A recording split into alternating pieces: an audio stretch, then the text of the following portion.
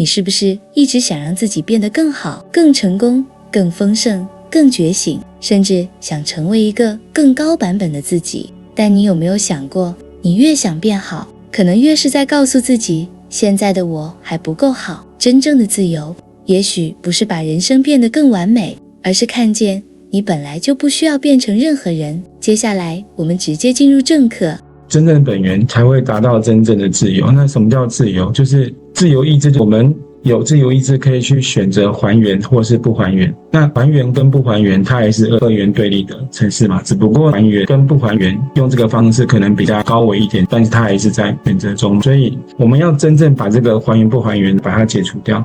真正的还原不是去变好，真正的还原是你本来就是好的，所以无需变好这个动作。我们的意识本源是无条件的，它是没有目的的，它是自发性的，所以不用去做选择，它本来就会一直不断的显象，然后它是自发性的，它是毫无目的的流动，所以不是我们选择你要去这边去那边，你要变成善人，你要变成更高维的人，你要变成觉醒的大师，那个都是选择。而真正的本源是无条件的，没有任何的限制，自发性的，没有目的的，纯粹的流动。所以连选择这个动作全部都要解除，你才会贴近你的本源。那我们讲到，如果我们把这些都解构掉，全部解构了，那是不是毫无意义了？真正的本源本来就是无相、无界、无因，它没有任何的形象，没有任何的限制跟界限，没有任何的原因。我们的本源就是这样的，就是无相、无界、无因，没有任何的定义它的东西，然后外观或是我们所定义的名词没有这个东西的，然后无界没有任何限制，没有任何的界限，无因就是没有任何的原因，它就是纯粹的存在。存在的意义就是无意义，就是它不是为了达成某个目标，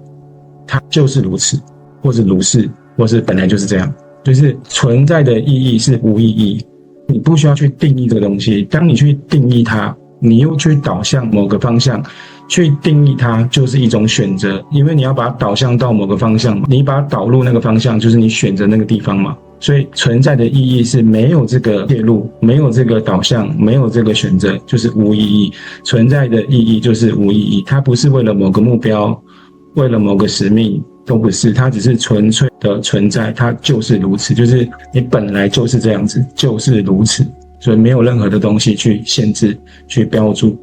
都没有，所以是无相、无界、无因。无相就是它不可以被具象化，所以我们是常讲光，对不对？我们是回到光中，或者是我们要成为那个发光体。无相是连光这个字都不存在，因为没有这个名词。光是我们的高维意识所定义的一个名词或是一个程式码。无相就是它不可被具象化，就不是光，也不是爱，也不是任何形象。因为那个光跟爱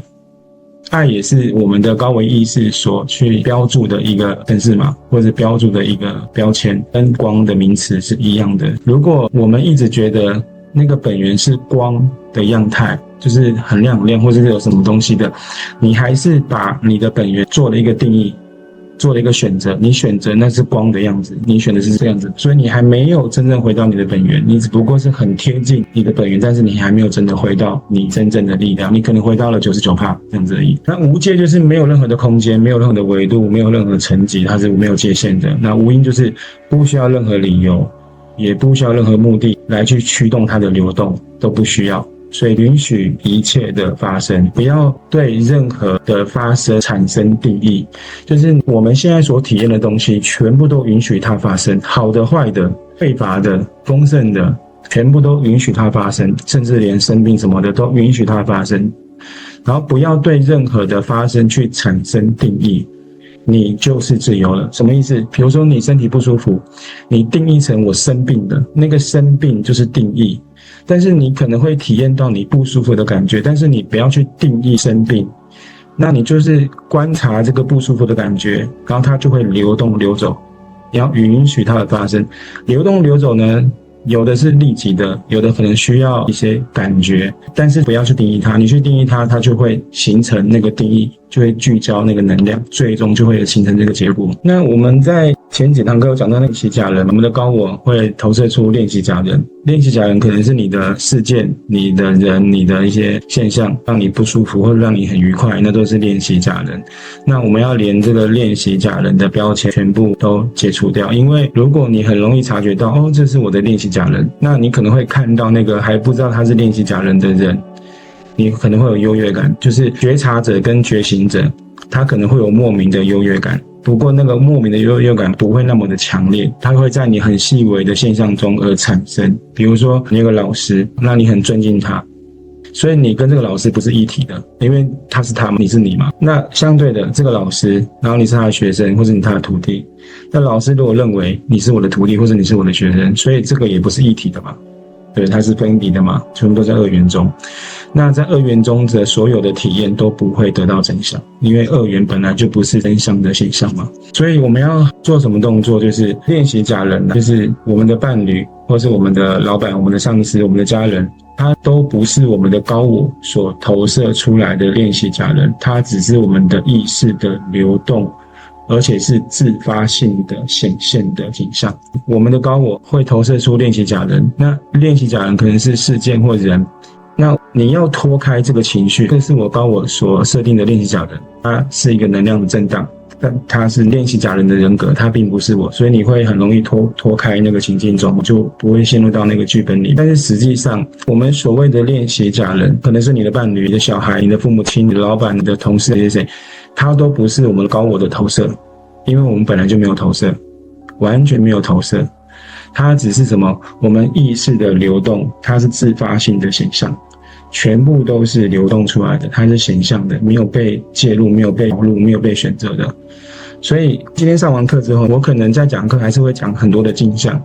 那个镜像也是高我投射出的镜像，其实也没有这个镜像，完全都没有，它都是一些名词的定义，但是我可能还会讲到那个镜像时，我们在上课可能会比较理解。所以如果我们跟人发生冲突的时候，或是有一些冲突点的时候，不用去问说我可以从中学到什么，因为那个是旧的模式。以前我们在做疗愈的时候，你去做疗愈嘛，你看到核心层，看到历史层，你去疗愈你的祖先，疗愈你的前世，这个事件中你学习到什么美德，那这个都不要问。如果有任何的现象跟体验，不用问说我可以从这个现象中或这个事件中能够学到什么东西，因为它都是旧的模式。我们应该要怎么做？就是在我的无相本体中，这个冲突的存在意义是什么，你就会知道毫无意义。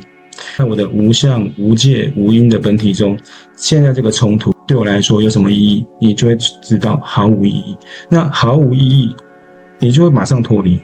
就是你要记得，我们本来就是无相、无因、无界的本源，所以你发生任何现象，你遇到任何事情，可能是你的家人生病了，还是你遇到了什么冲突了，那在这个真正无相的我，真正无相、无因、无界的我，这个冲突或是这个景象或是这个感受对我来说有什么意义，你就会知道毫无意义，因为没有东西可以被定义嘛。那为什么你会看到还是会有人生病，还是会有人过得不好，或是你还是会有冲突点？那个是我们的本源，它自发性的流动，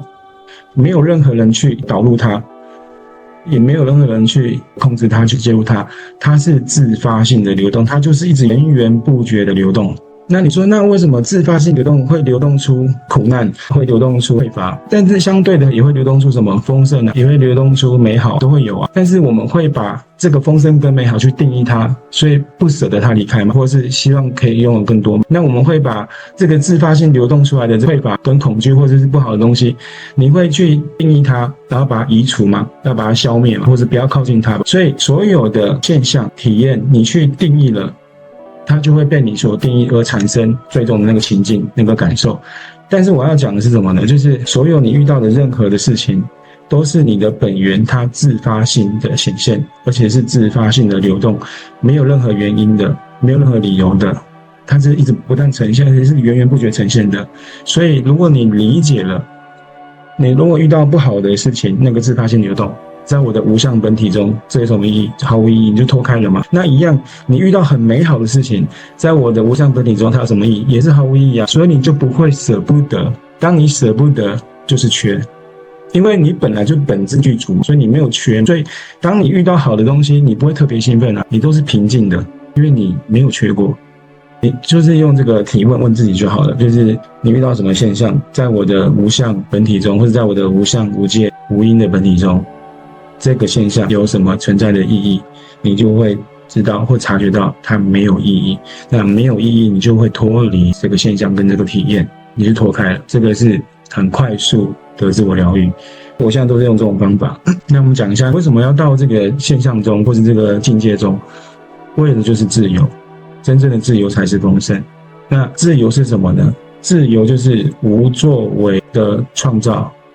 什么意思？就是没有任何目的性，没有任何的推动力，没有任何的目的的创造，所以它就不是创造，它是什么？流动。所以本来就没有创造这个名词，无作为的创造才是真正的自由。为什么？当你去创造，你有一个方向，或是你有一个定义，你还是被定义了，你还是给这个创造去赋予它选择导入的地方，它还是被定义了，它不是真的自由，它还是在这个定义下所感受到的自由。所以真正的自由是什么？我们其实无作为的创造，我们没有任何创造的介入，我们只不过让我们所有的一切形成流动，就是真正的流动出来，而且你要允许它流动出来。我们为什么害怕流动出来？因为我们可能体验很多都是不好的体验，所以它流动的时候，你会觉得可能会遇到不好的事情，所以你会尽量的阻止它去流动，或者是选择它流动的方向。所以为什么会那么多的疗愈，而且都做不完？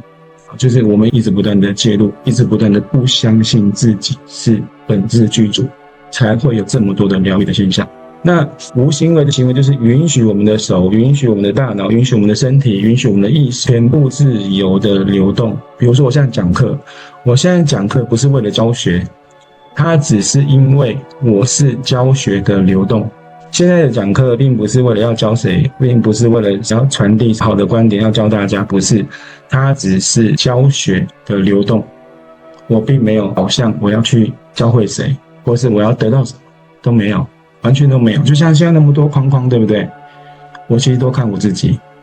但我的定义是你们都是我的投射镜像嘛，但是我还是看我的头像，我其实没有看学生，因为那个都是你嘛。那活出毫无意义的意义，就是我们存在的真正的意义，就是活出无意义的意义，就是我们真正存在的意义。就是不要去定义它了，不要去导入它，不要去选择它了，让它纯粹的显象出来。我们的本源本体，它会一直源源不绝的显象各种的现象，让你去看见，让你去体验，让你去知道，让你去感受。但是当你去体验感受的时候，你还在现象中，你并没有脱开。所以我们的本源还是会不断的源源不绝的去流动出很多的现象。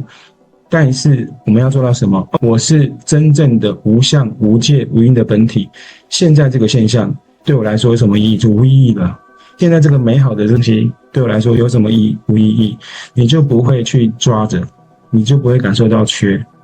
你就完全的在你的那个静的当中。静不是空嘛，静是一切圆满不缺概念。所以活出无意义的意义，就是我们真正存在的意义。所以我们不是人嘛，我们也不是角色，我们也不是玩家，也不是那个编导，我们也不是观察者，我们也不是造物主。造物主还是在意识的现象中贴的标签所设的程式码，它的名词叫做造物主。只不过造物主这三个字可能凌驾于很多很多不同的东西，所以你会觉得哇，这个是很高维的人，所以没有造物主啊。那有没有佛？没有佛。有没有神？没有神。我不是说无神论的概念，不是，是你的本体是无相无界无因。如果你有定义它是神，那你现在的身份是什么？如果你有定义它是造物主，你现在的身份是什么？如果你有定义它是佛，你现在的身份是什么？如果你有做身份的比对，你就介入了，就不是无相了嘛，就不是无因了嘛，就不是无界了嘛，你还没有回到你的本源中嘛。所以真正的本源是没有这些现象的，没有这些限制的，没有这些定义的，才是真正的你。那为什么要这么做呢？真正的本源是无条件的稳定，无条件的力量，无条件的丰盛跟无条件的美满。我们可能不太理解，但我们以前常讲什么无条件的爱，无条件的爱你就有感受，哇，就是造物主很爱我，无条件的爱，什么都可以得到，就是很温暖。那无条件的稳定呢？无条件的力量呢？无条件的丰盛呢？无条件的圆满呢？跟无条件的爱是一模一样的，只不过我们很少把它用无条件的稳定、无条件的丰盛或是无条件的圆满去解释。我们比较常用的是无条件的爱，但是无条件就是没有任何原因、没有任何限制、没有任何现象、没有任何理由，它就是爱的本体。那无条件的丰盛，没有任何原因、没有任何现象、没有任何的导入、没有任何的介入，它就是丰盛的本体，是这样的。那再讲一下那个觉醒，就是清醒了。觉醒，我们不是觉醒，是我们从来没有不觉醒，我们从来没有一刻是不清醒的。我们不是要变成光，我们没有任何一刻不是光。那我现在讲的名词都是我们这样可理解的，但是我今天的课程是讲什么？我刚刚讲了，连光这个的名词都不存在。就是无相无界无因的嘛，但是我们为了课程可以比较容易沟通，所以还是会有这个名词的存在。那我现在做的还原法，还原法不是把坏的东西拨开，还原法是让我们真正知道我们从来没有离开过本源，那个叫还原。我们从来没有一刻不是光，那个叫还原，并不是把阻碍光的东西把它戒掉或者把它移除，并没有移除。我们从来没有一刻不是光，那叫还原。当我们到了这个境界跟境来的时候呢，我们就会停止扮演观察者，停止扮演觉察者，停止扮演玩家，停止扮演编导，因为这些都只是还在扮演人的角色里所形成的定义跟评判跟优越感。如果我是一个觉察者，觉察也是我在这个我的名称里面的其中一个身份叫觉察嘛，所以我们还是被定义成人，并没有脱开，还没回到本源。所以我们并不是在看世界，我们其实在看自己。我们的世界没有他，就是我们在观察任何的现象，我们其实不是观察那个现象，而那个现象就是我们自己。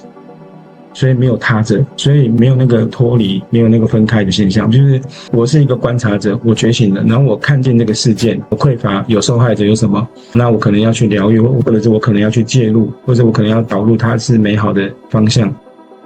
实际上呢，没有观察者，也没有这个现象，因为那个看与被看都是自己，它本来就是合在一起的，它并没有被拨开，只不过我们的高维意识去做出了选择而已。所以有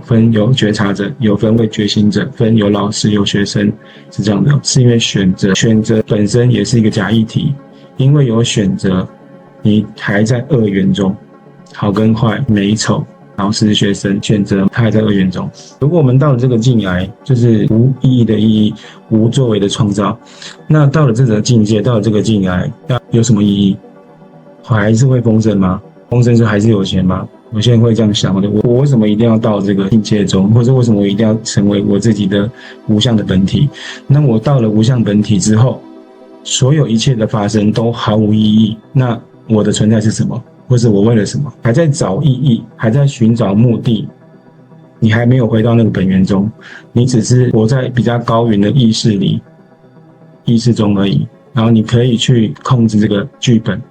或是去写这个剧本，但是你还是成为那个剧本的那个人的那个大框架里面写剧本的那个人嘛。那如果回到那个无相的本我，无相的本体，那我会知道每一件事情的发生对我来说都毫无意义。那我达到这个境来，我达到这个境界了的目的是为了什么？那我还是丰盛的吗？